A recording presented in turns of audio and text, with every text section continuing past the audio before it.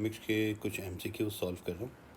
तो आप लोग ये डायनामिक्स की हेल्प उस वक्त लीजिएगा जब आप क्वेश्चन को सॉल्व कर चुके हो और आपसे नहीं हो तो बिस्मिल्लाहिर्रहमानिर्रहीम। देखो, पहला क्वेश्चन 34 है बुक में कि which is not one of the Newton's law of motion, यानी न्यूटन का कौन सा इसमें से लॉ ऑफ मोशन नहीं है। न्यूटन के लॉ ऑफ मोशन 3 है, first law, second law, third law.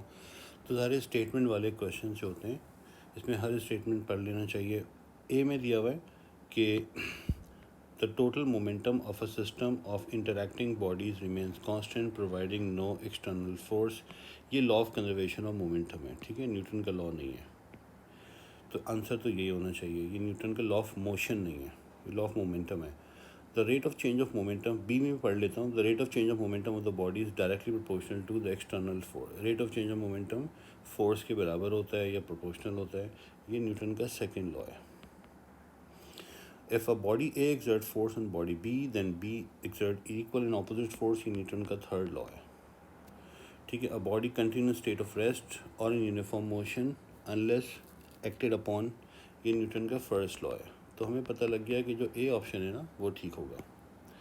इसके बाद देखो बेटा, question number 35, which is the statement of the principle of conservation of momentum. Principal of conservation momentum क्या होता है कि हमें पता है कि टोटल मोमेंटम कांस्टेंट रहता है। A force is equal to rate of change of momentum, ये तो न्यूटन का सेकेंड लॉ है, ये law of conservation of momentum नहीं है। In a perfectly elastic collision the relative momentum of the bodies before impact is equal to relative momentum, ये जो है इलास्टिक कोलिजन के बारे में स्टेटमेंट है, ये law of conservation of momentum नहीं है। The momentum of the body is the product of, ये मोमेंटम की डेफिनीशन है। The total momentum of a system of interacting bodies remains constant, ये है, तो आंसर होगा D. Principle of conservation of momentum D है।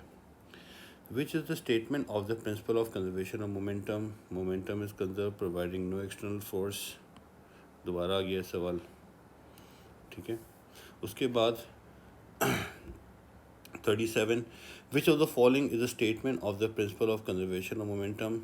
Momentum of an isolated system remains constant. Which statement about the ball that strikes a tennis racket and rebound is always correct? यानी कि एक ball टकराई है tennis के racket से, तो कौन सा स्टेटमेंट हमेशा ठीक होगा। Total kinetic of the ball is conserve, not necessary.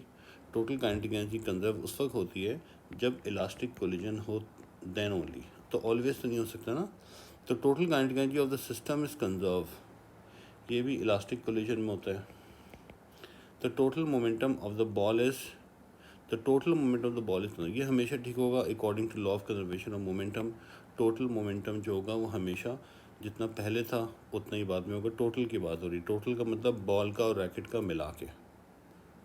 The total momentum of the system, अच्छा सॉरी ये तो गलत हो गया ना, total momentum of the ball लिखा हुआ है, ये गलत है।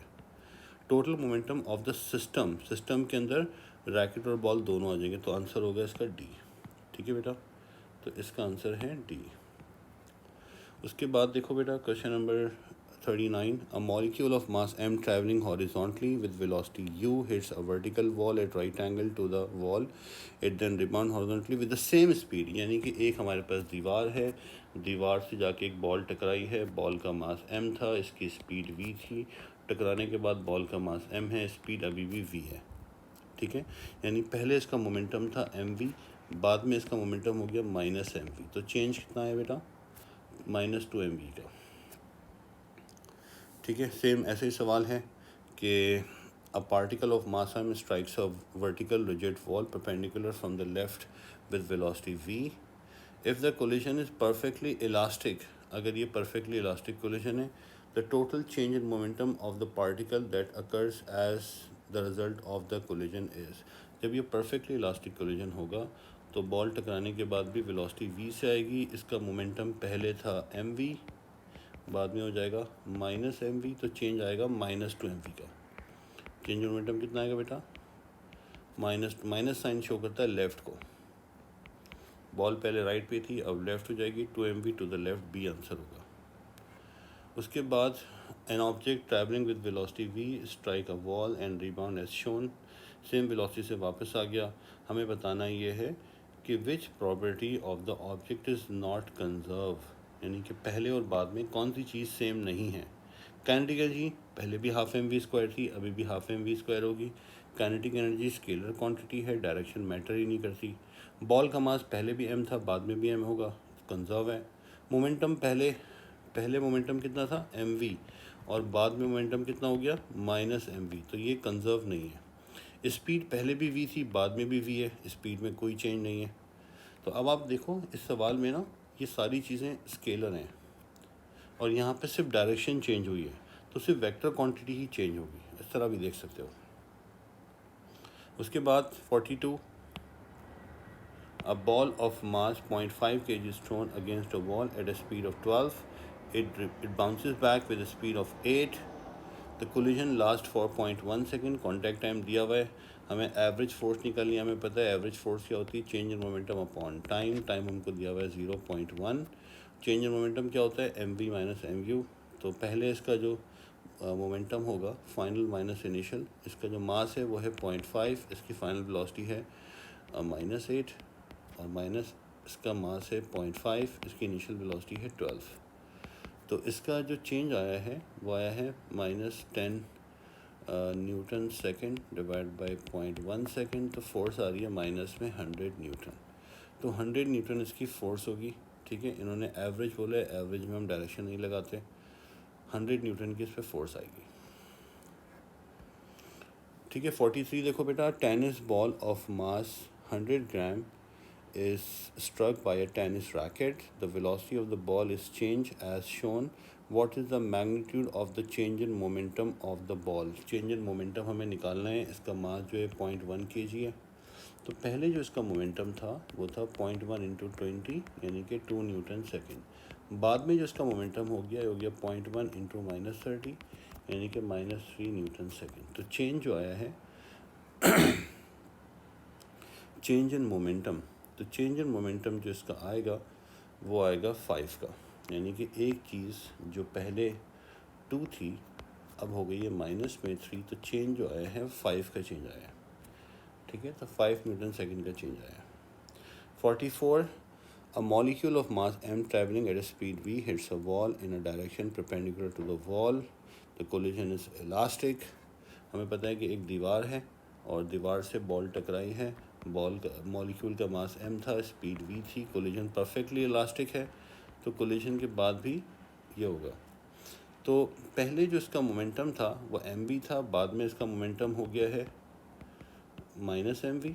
तो इसका जो चेंज आया है वो 2mv का चेंज आया है, ठीक है। काइनेटिक एनर्जी पहले भी हाफ एम वी स्क्वायर थी। पहले काइनेटिक एनर्जी कितनी थी बेटा, हाफ एम वी स्क्वायर, और बाद में काइनेटिक एनर्जी कितनी है, हाफ एम वी स्क्वायर। तो काइनेटिक एनर्जी में जो चेंज आएगा वो आएगा 0, इसलिए आंसर क्या होगा इसका, सी। उसके बाद देखो 45, two similar spheres each of mass m are traveling with speed v are moving towards each other. The spheres have head-on elastic collision. सबसे पहली बात तो हमें बताए कि ये इलास्टिक कोलिजन है, इलास्टिक कोलिजन में, और दूसरा सिमिलर स्फीयर यानी इक्वल मास है। हमें पता है कि जब इक्वल मास होता है तो द स्फीयर स्टिक टुगेदर तो हो नहीं सकता। इलास्टिक कोलिजन में तो ऑब्जेक्ट रिबाउंड होते हैं। Total kinetic energy after the impact is mv square. Before कितनी होगी बेटा, बिफोर काइनेटिक एनर्जी जो होगी पहले वाले की कितनी होगी बेटा, हाफ एम वी स्क्वायर, दूसरे वाले की भी कितनी होगी, हाफ एम वी स्क्वायर। तो दोनों की मिला के हाफ और हाफ 1 हो जाएगा। तो total kinetic energy before collision is m v square. तो आफ्टर में भी टोटल काइनेटिक एनर्जी कितनी होगी बेटा, सेम रहेगी, क्योंकि हमें कैसे बात पता लगी, कोलिजन कौन सा है, इलास्टिक। जब इलास्टिक कोलिजन होता है तो total kinetic energy before and total kinetic energy after क्या रहती है, सेम। इसलिए आंसर क्या होगा इसका, बी। हमें इन्होंने बता दिया कि इलास्टिक कोलिजन है, तो जितनी काइनेटिक एनर्जी दोनों की मिला के पहले थी उतनी ही काइनेटिक एनर्जी बाद में भी होगी। Okay, 46. The diagram shows the situation just before a head-on collision. A lorry of mass 20,000 kg is traveling at 20 towards a car of mass 900 kg traveling at 30. What is the magnitude of the total momentum? Total momentum निकालना है। इसका मास कितना है बेटा, 20,000, और velocity कितनी है, 20। दूसरे वाले का मास कितना है, 900, इसकी वेलोसिटी कितनी है, -30। तो इन दोनों को मल्टीप्लाई करेंगे तो ये हो जाएगा 4 लाख और माइनस ये हो जाएगा 27,000। 4 लाख में से 27,000 माइनस करेंगे तो 373,000 है, 3,73,000 यानी कि 373 किलो न्यूटन सेकेंड। आंसर हो जाएगा इसका ए। ये हमारा जो मोमेंटम है ये है ट्रक का और ये मोमेंटम है कार का। हमें टोटल निकालना है तो दोनों के मोमेंटम को ऐड कर लिया, ठीक है। हमें टोटल मोमेंटम निकालना है ना, हमने दोनों को ऐड कर लिया। 47 in a perfectly elastic collision between two atoms is always true to say that the initial speed of one atom will be same as the final speed of the other atom. Not necessary कि तो equal मास अगर हो ना तो जब होता है, अगर इक्वल मास हो, परफेक्टली इलास्टिक कोलिजन हो तो वेलोसिटीज इंटरचेंज हो जाती है। The relative speed of approach between the two atom equal there relative speed of separation. ये सिर्फ इलास्टिक कोलिजन में होता है, ऐसा ये सिर्फ इलास्टिक कोलिजन में होता है, her not always. The total momentum must be conserve but a small amount of total kinetic energy may be lost in the collision. ठीक है, तो इसके लिए हमें बात पता है कि टोटल मोमेंटम जो होता है हमेशा कांस्टेंट होता है, और अगर कोलिजन जो है वो इलास्टिक परफेक्टली इलास्टिक कोलिजन है इलास्टिक कोलिजन है। रिलेटिव स्पीड ऑफ अप्रोच ये मैंने पढ़ा नहीं, सॉरी बेटा। In perfectly elastic collision between two atoms it is always true to say that the initial speed of one atom will be same as the final speed of the other atom. ये सिर्फ equal मास के लिए होता है, इसलिए answer हमारा नहीं होगा। The relative speed of approach between the two atoms equal relative speed of separation, बिल्कुल सही है, इलास्टिक कोलिजन में ऐसा ही होता है। Total momentum must be conserve, ये तो हमेशा ही होता है। Small amount of kinetic energies may be lost, ये गलत है, ये इन इलास्टिक कोलिजन दे दिया है हमें, इलास्टिक कोलिजन गिवन है, इसलिए आंसर होगा बी। अच्छा बेटा देखो 48, the diagram shows two identical spheres. Two identical sphere से हमें पता लग गया ये इक्वल मास की बात हो रही है। Initially X move with velocity v directly towards y is stationary, यानी x की स्पीड v है, y की स्पीड स्टेशनरी है, कोलिजन परफेक्टली इलास्टिक है। हमें पता है कि अगर इक्वल मास हो, इलास्टिक कोलिजन हो, तो वेलोसिटीज़ क्या हो जाती हैं बेटा, इंटरचेंज। इंटरचेंज का मतलब ये है कि जो x की वेलोसिटी थी वो y की बन जाएगी, जो y की वेलोसिटी थी वो x की बन जाएगी। y रेस्ट पे था तो x रेस्ट पे आ जाएगा, x स्टॉप्स और y मूव करेगा टू द राइट, तो इसलिए आंसर होगा डी। जब भी इक्वल मास हो, परफेक्टली इलास्टिक कोलिजन हो, वेलोसिटीज इंटरचेंज हो जाती हैं। अच्छा जी, उसके बाद है 49, two equal masses x and y are moving towards each other on a frictionless air track as shown, the masses make elastic collision. ठीक है, which row gives the possible velocities of the two masses. देखो बेटा दोनों की velocity, दोनों approach कर रहे हैं, दोनों क्या कर रहे हैं, एक दूसरे को अप्रोच कर रहे हैं। कितना अप्रोच कर रहे हैं, 80 मीटर सेंटीमीटर पर सेकेंड से। ऑपोजिट डायरेक्शन में हम ऐड कर लेते हैं, ठीक है, तो इन दोनों को ऐड करेंगे तो 80 आएगा। तो हमें बात पता है कि आफ्टर कोलिजन में भी 80 आना चाहिए। तो ए ऑप्शन में दिया हुआ है कि एक की वेलोसिटी 0 हो और दूसरा राइट पे जा रहा हो 20 से, तो इनकी रिलेटिव वेलोसिटी कितनी आएगी बेटा, 20 आएगी। बी ऑप्शन में दिया हुआ है कि एक राइट पे जा रहा है 10 से, राइट पे जा रहा है 10 से, दूसरा भी राइट पे जा रहा है 10 से, तो रिलेटिव वेलोसिटी कितनी हो जाएगी, 0। सेम डायरेक्शन में सब्ट्रैक्ट करते हैं। एक लेफ्ट पे जा रहा है 20 से, एक राइट पे जा रहा है 0 से, तो रिलेटिव वेलोसिटी कितनी हो जाएगी इसकी, 20। एक लेफ्ट पे जा रहा है 30 से, एक राइट पे जा रहा है 50 से, तो रिलेटिव वेलोसिटी कितनी हो जाएगी इसकी, 80। तो रिलेटिव वेलोसिटी जो हमारी मैच कर रही है ना, वो यहाँ मैच कर रही है कि पहले भी 80 से करीब आ रहे थे, अब 80 से दूर जा रहे हैं, इसलिए आंसर होगा डी, क्योंकि मैं बता दिया है कि ये, अच्छा सॉरी बेटा, इक्वल मास भी दिया हुआ है ना, इक्वल मास भी है, इलास्टिक कोलिजन भी है, वेलोसिटी इंटरचेंज होएगी। एक्स की वेलोसिटी 50 थी, वाई 50 हो जाएगा, वाई की वेलोसिटी 30 थी, एक्स 30 हो जाएगा, इंटरचेंज होएंगे वेलोसिटी, इसलिए डी आंसर है। The diagram shows two identical spheres X and Y. Initially X move with speed v directly towards Y is stationary. यहाँ पर भी आइडेंटिकल का मतलब हमें क्या दिया हुआ है बेटा, इक्वल मास, ठीक है, इक्वल मास दिया हुआ है, और कोलिजन कैसा है, इलास्टिक। तो इंटरचेंज हो जाएगा, ठीक है। तो इसका आंसर डी होगा, रिपीटेड क्वेश्चन है। अच्छा जी, उसके बाद है 51। The diagram shows a particle P travelling at speed v about to collide with stationary particle Q of the same mass. Same mass है, परफेक्टली इलास्टिक है, तो हमें पता है कि एक जो है वो रेस्ट पे है, तो P रेस्ट पे आ जाएगा, Q मूव करेगा V से, P comes to stand still and Q acquires ये होगा। टू इक्वल मासेस, अगेन क्या आ गया बेटा, इक्वल मासेस फ्रिक्शनलेस पे हैं और दे स्टिक टुगेदर, स्टिक टुगेदर का सवाल आ गया है। हाँ, इक्वल मास है लेकिन ये नहीं पता कितना मास है, तो हम सपोज कर लेते हैं इसका मास m है, इसका मास भी m है। तो हमें पता है कि total momentum before is equals to total momentum after, ये तो हमेशा ही ठीक होता है ना। तो total momentum before is equal to total momentum after. Total momentum before कितना हो जाएगा बेटा, m into 60 plus m into -30। After collision they stick together, तो दोनों का मास मिलके 2m हो जाएगा। वेलोसिटी इनकी हमको नहीं पता, तो लेफ्ट पे जो आंसर आएगा 60m - 30m, 30m बचेगा, और राइट पे जो आएगा वो क्या हो जाएगा 2mx। तो m से m कट गया, तो हमें पता है कि आफ्टर कोलिजन की वेलोसिटी कितनी हो जाएगी 15 मीटर पर सेकेंड, तो आंसर होगा ए। जब भी स्टिक टुगेदर होंगे तो दोनों का मास कंबाइन होके कितना हो जाएगा बेटा 2m, दोनों स्टिक हो गए m और m, और वेलोसिटी इनकी हमको नहीं पता आफ्टर में, ठीक है। उसके बाद टू सिमिलर स्फीयर, अगेन हमें क्या दे दिया बेटा, इक्वल मास, ठीक है, टुवर्ड्स ईच अदर। कोलिजन कैसा है, परफेक्टली इलास्टिक, स्टिक टुगेदर तो हो नहीं सकता, ये रिपीटेड क्वेश्चन है, पीछे भी हमने किया है। इन दोनों की काइनेटिक एनर्जी बिफोर में कितनी है, बिफोर में इनकी टोटल काइनेटिक एनर्जी कितनी है बेटा, ½ mv², ½ mv²। इनकी टोटल काइनेटिक एनर्जी कितनी है, काइनेटिक एनर्जी में वेलोसिटी पे स्क्वायर होता है तो माइनस साइन से फ़र्क नहीं पड़ता, हाफ और हाफ 1 हो जाएगा, तो कितनी है mv²।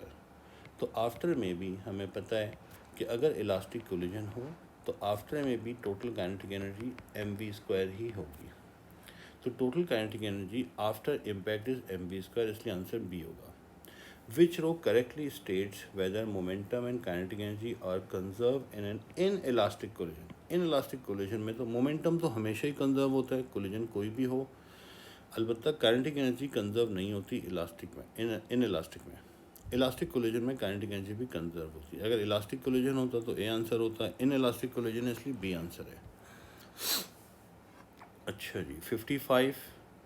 The particle x has speed v and collides with a stationary identical particle. Identical particle का मतलब equal mass है।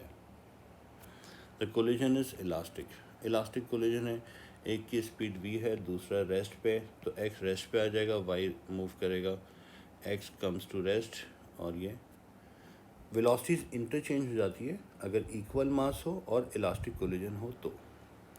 Two identical perfectly elastic spheres have the same mass. They travel towards each other with same speed along a horizontal frictionless surface with statement about the sum of kinetic energy. Kinetic energy का सम before में after में बराबर होगा क्योंकि elastic collision है, ठीक है।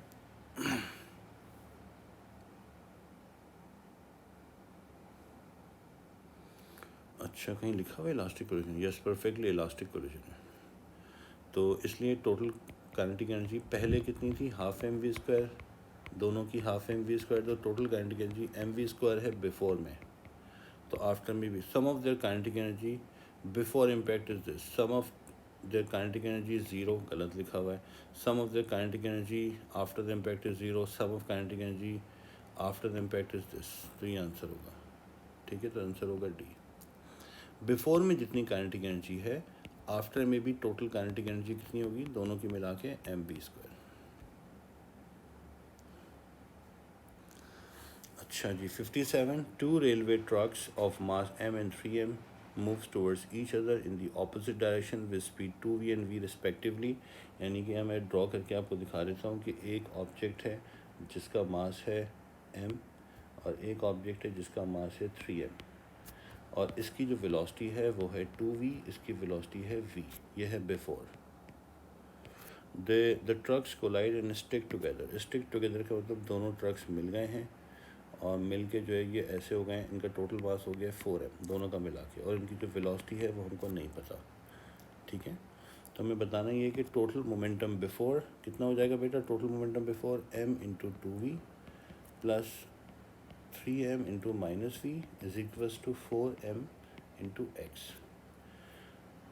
तो ये हो जाएगा minus m v is equals to 4mx। m से m कट गया तो आफ्टर में वेलोसिटी हो जाएगी v/4 माइनस में, तो v/4। अब इन्होंने क्योंकि स्पीड पूछा है इसलिए माइनस नहीं लगाया, तो ए आंसर होगा। स्टिक टुगेदर का मतलब ये होगा बेटा कि दोनों का मास ऐड कर लो, एक का मास m था, एक का मास 3m था, आफ्टर कोलिजन में दोनों का मिला के मास हो जाएगा 4m। 58. An object of mass 20 kg is traveling at a constant speed of 6. It collides with an object of mass 12 kg traveling at a constant speed of 15 in the opposite direction। यानी कि इसको भी हम draw कर लेते हैं कि एक हमारे पास ऑब्जेक्ट ये है जिसका मास है 20 kg और दूसरा ऑब्जेक्ट है इसका मास है 12 kg। इसकी जो वेलोसिटी है वो है 6, इसकी जो वेलोसिटी है वो है 15। द ऑब्जेक्ट स्टिक टुगेदर का मतलब दोनों का मिला के मास हो गया 32 kg और इसकी जो वेलोसिटी होगी वो होगी x। तो अगेन बेटा हम वैसे करते हैं कि 20 into 6 plus 12 into minus 15 is equals to 32 into x. तो ये हो जाएगा आपके पास 120 minus 180 is equals to 32x। तो minus 60/32 is equals to x। तो जो आंसर आएगा वो आएगा तकरीबन 1.9। अच्छा जी, 2 इक्वल मासेस, दोनों का मास इक्वल है m और m, और यहाँ पे भी लिखा हुआ है स्टिक टुगेदर। इसका मतलब आफ्टर कोलिजन दोनों का मास मिला के 2m हो जाएगा। तो 60 सॉरी बेटा ये हो जाएगा m into 60 plus m into minus 40 is equals to 2m into x. तो ये हो जाएगा -20m is equals to 2mx। m से m कट गया तो आफ्टर में जो वेलोसिटी आएगी वो आएगी -10। -10 का मतलब लेफ्ट पे, इन्होंने क्योंकि स्पीड पूछी है इसलिए आंसर होगा 10। ठीक है बेटा, तो बस अभी मैं बाकी क्वेश्चन नेक्स्ट वीडियो में करवाऊँगा बेटा। अल्लाह हाफ़िज़।